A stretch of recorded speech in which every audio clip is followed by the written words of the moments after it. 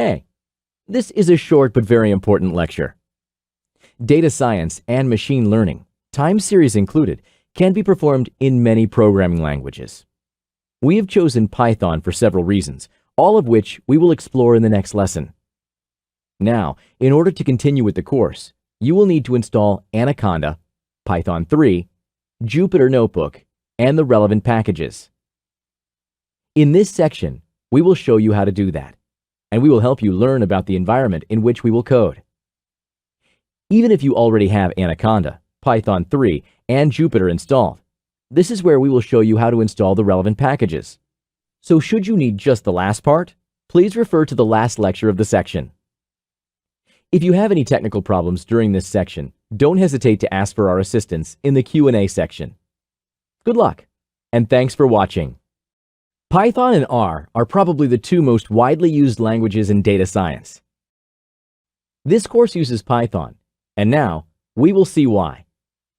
There are actually very few arguments against its usage. It's an open source, general purpose, high-level language. I would like to quickly go over these points. Open source means that it is free to use and people can actually contribute to it. For example, the sklearn package that we will use extensively started as a Google Summer of Code project, but developed into one of the most popular free machine learning packages. If Python wasn't an open source framework, then that wouldn't have happened. Moreover, it is available for use in all major operating systems: Windows, Mac, and Linux. General purpose shows that it is suitable for all types of needs, not only data science and machine learning, but also pre-processing, web programming, and just about anything you can think of. We will focus on its analytical part. High level. That's a bit more technical, but loosely explained, it has an easy syntax, which is close to logical human language, and which is later translated into lower level languages or even zeros and ones. For example, the NumPy package actually goes through the programming language C, and that's why it's so fast. That said, we have to note that Python isn't among the fastest programming languages. However, it is very easy to learn and use, and there are countless packages developed and maintained for it. Okay, now we have to install Python and Jupyter.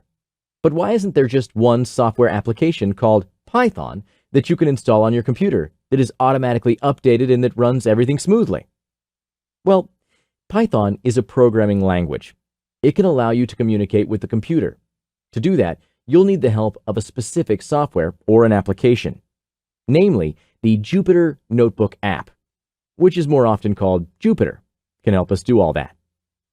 It is a server-client application that allows you to edit your code through a web browser. Consider the following graph. All units represent different software. On one side, you have several language kernels. These are programs designed to read and execute code in a specific programming language, like Python, R, or Julia. The Jupyter installation always comes with an installed Python kernel, and the other kernels can be installed additionally. On the other side, you have various types of interfaces where you can write code. They represent the clients. An example of such a client is the web browser. The Jupyter server provides the environment where a client is matched with a corresponding language's kernel. In our case, we will focus on Python and a web browser as a client, or as an interactive shell. Your work will be stored on a notebook document, and since we will be strictly using the Python language, it will be called IPython notebook file, with the file format .ipynb. Having said all that, we can explain why Jupyter is used in so many large corporations like Google, Microsoft, and IBM. For its design, it is well suited for demonstrations of programming concepts and training. First, in large corporations, solving a particular task could require coding in a few languages, say Python, R, Julia, or PHP. Instead of installing different interfaces for each language kernel you need, Jupyter allows you to use the same structure of the notebook type of file. Simply, each notebook you create will connect to the language kernel you request. Consider also, this file can be easily stored locally or on a remote server. Therefore, Jupyter facilitates the communication between teams in a corporation tremendously. Second, Jupyter is not a text editor that opens a new window every time you execute a different part of your code, as is the case with some other software applications. In the same file, you can have pure text that can communicate a message to the reader, computer code like Python, and output containing rich text like equations, figures, graphs, pictures, and others. This simplifies the process of the workflow immensely, and Jupyter Notebook is increasingly preferred over other software packages. That's why we'll use it too. The next step would be to install Anaconda, a software package that contains both the Python programming language and the Jupyter Notebook app. Thank you for watching. There are various ways to install Python on your computer, but especially for new users, it is highly recommended to opt for Anaconda. It will install not only Python, but also the Jupyter Notebook app and many scientific computing and data science packages. Let's open www.anaconda.com and click on the Download button in the home page. You will have to pick one of the three operating systems, Windows, Mac, or Linux. I will show you how to install Anaconda on Windows, but the procedure is identical if you're going to use the Mac or Linux version. Now, you must choose the best among the four provided options. Do you need Python 2 or Python 3? And then there's a 32-bit or 64-bit version, depending on the Windows you have installed. I know it sounds strange to maintain not one but two versions of a single program. For this course, the differences between Python 2 and 3 will be almost insignificant, but we suggest you install Python 3. When you choose between a 32 or 64-bit version, you can simply check your operating system. Newer computers are surely running with 64-bit processors, but if you would like to verify this before you begin, you could open your control panel menu from the Start window, then select the System and Security icon, then click on System icon. In my case, it is 64-bit, so when I go back to the Anaconda website, I will select the 64-bit Python 3 version. While waiting to complete the download, you can decide whether to give your email to Anaconda. This is not a necessary step, so you could also select No Thanks, and you're good to go. When the download is finished, please double-click on the file to run the application. What follows is nothing different from the standard Windows installer. Agree and press Next until you have the chance to specify a destination folder. You could do this after selecting the Browse button. When satisfied with the indicated directory, click Next one more time. We suggest you only use the second advanced option. The first option will automate more complicated processes, but causes some problems with previously installed software, while the second will register Anaconda as a default Python on your computer if you have not installed some other package. Finally, click Install and proceed until you see the window where you can finalize the installation. We will not use Anaconda Cloud just yet, and we can learn about the Anaconda support later, so I'll untick both boxes. What you just installed is the whole Anaconda distribution, the Python language, a text editor, many applications and packages. You also have the Jupyter Notebook app. You can open the Start menu and select the respective icon from there. A new window will pop up. It will take a few seconds for the app to load. Once this is done, your web browser will open a new tab with the Jupyter dashboard. In our next video, we'll study the dashboard in more detail, and we'll learn how to use Jupyter. See you there. Thanks for watching. Okay, so in this lesson, we'll do a quick tour of the Jupyter dashboard. As soon as you load the notebook, the Jupyter dashboard opens. Each file and directory has a checkbox next to it. By ticking and unticking them, you can manipulate the respective object. That means you can duplicate or shut down a running file. In addition, you can rename, move, and delete folders. The selection menu allows you to select all the files in the console of the same type by expanding this button. For example, you could mark all the folders or all the running files. In addition, you can check this little box that will directly select that will directly select all the items on the page.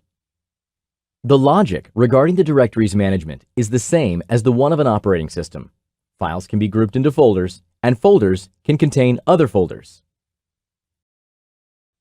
From the Upload button in the top right corner, you can upload a notebook into the directory you are in.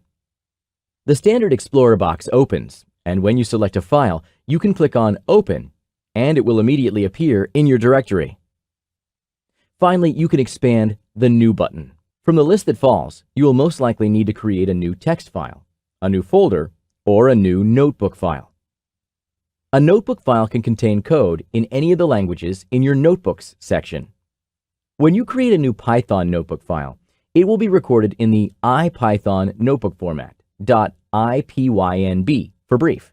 Don't fear this other new name, IPython. Think of it as the predecessor of Jupyter. Consider the IPython notebook format as a legacy file format. All right, let's carry out a few operations. I'll rename this folder to Exercises.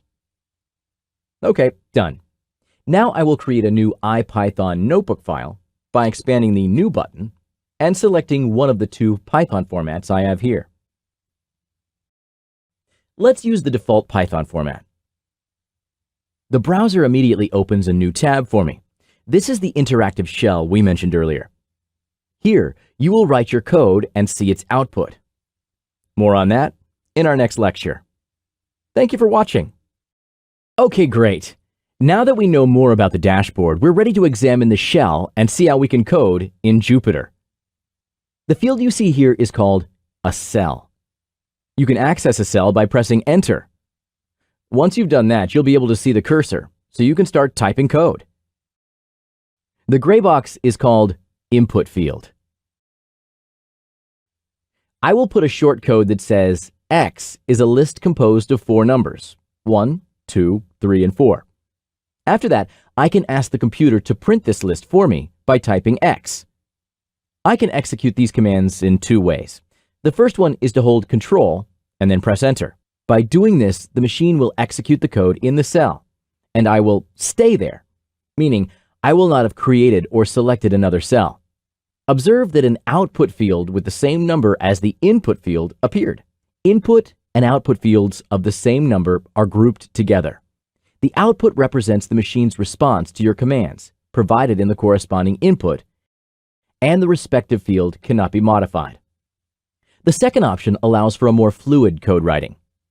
To execute the same code, hold Shift and then press Enter. The previous 2 commands are being executed, and then a new cell where you can write code is created. If you use Shift and Enter, you can continue typing code easily. It is amusing that you can cut, copy, and paste cells. You can use the buttons on the main menu. Since we are keen supporters of ergonomics, we suggest that you get used to the keyboard shortcuts. When coding, you will mainly have to use the keyboard, so it's worth memorizing different keyboard combinations that will allow you to work faster. Let's see how we can apply shortcuts in practice. I will cut this cell by selecting it and then pressing the X key. Remember, you can always use the arrow keys to navigate along your notebook file. So I will move up and then directly press the V key to paste it. Voila! My cell was moved up here. Below the cell I had selected before, I pressed the V key. Now, I will press the C key to copy the same cell. I will use the arrow keys again to go down this time, and at the end, I will press V again. Apparently, this cell was copied and pasted below. The other 2 buttons in the menu cannot be substituted by keyboard shortcut combinations. They allow you to move a selected cell up or down, just as I am doing right now. Observe that the corresponding output field moves along with its input cell. Lovely! Instead of carrying out a command with Shift and Enter, you might prefer clicking on the button with the mouse. The result will be the same. What is interesting is that when you work with more complex code that requires tougher calculations from the computer, while running the code, a little star will appear over here, before the square brackets. Sometimes this process might take too long to complete. So to stop it or break it, this classical stop symbol can do that for you. 3 other shortcuts could accelerate your coding a lot. Suppose I have selected this cell. After I press the A key, a new empty cell will be inserted above. If I select the same cell and press B, another cell will be created just below. Imagine the last step was a mistake and I need to delete that empty cell. In this case, it has already been selected, so I can press the D key twice and it will readily disappear. Wonderful! All the cells we saw so far were code cells. Let's see what is a markdown cell. It's a cell that contains strictly documentation, text not executed as code.